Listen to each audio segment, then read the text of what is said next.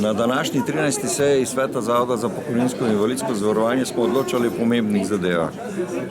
Predvsem je dobro to, da lahko upokojencem v Sloveniji sporočimo, da bo končno prišlo do uskladitve pokojnin. Žal ne sistemske uskladitve po zakonu o pokojninskem in invalidskem zavarovanju, ampak po zakonu o izvrševanju proračuna za leto 2016-2017.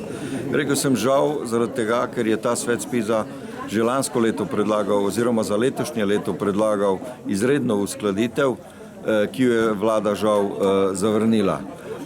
To seveda pomeni, da bo uskladitev, o kateri smo danes odločali, izvedena šele leta 2016 in seveda na nižjo osnovo, ker pač vlada žal ni dovolila oziroma ni dala soglasja k uskladitvi pokojnin tudi v letu 2015. Seveda bo ta minus vsak upokojenec čutil v svojem žepu in te neuskladitve seveda nikoli ne bo več dobil nazaj. No, kljub temu pa z januarske penzije bodo višje, torej penzije za mesec januar in tudi to je nekaj.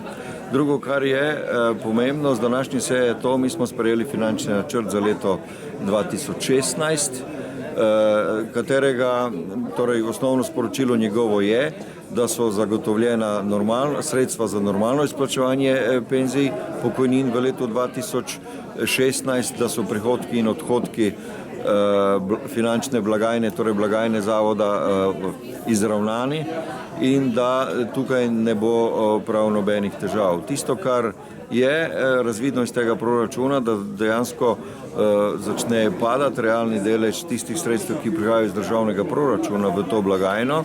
Namreč čuti se že gospodarska rast in s tem povezano tudi povečani prispevki, sredstva, ki prihajajo iz naslova prispevkov delojemalcev in delodajalcev v to blagajno, kar je seveda dobro, po drugi strani se pa tukaj čutijo tudi že učinki veljavnega zakona, torej ZPIZ-2, ki seveda je otežil tudi upokojevanje in iz tega naslova je tudi manjši priliv novih upokojencev. Torej, sporočilo upokojencem je, novo leto vstopamo z nekoliko višjimi pokojninami, mi se bomo pa trudili, da mogoče še do kakšne uskladitve pride, če bo seveda na strani vlade tokrat drugačna odločitev, da bo kakšno soglasje dano.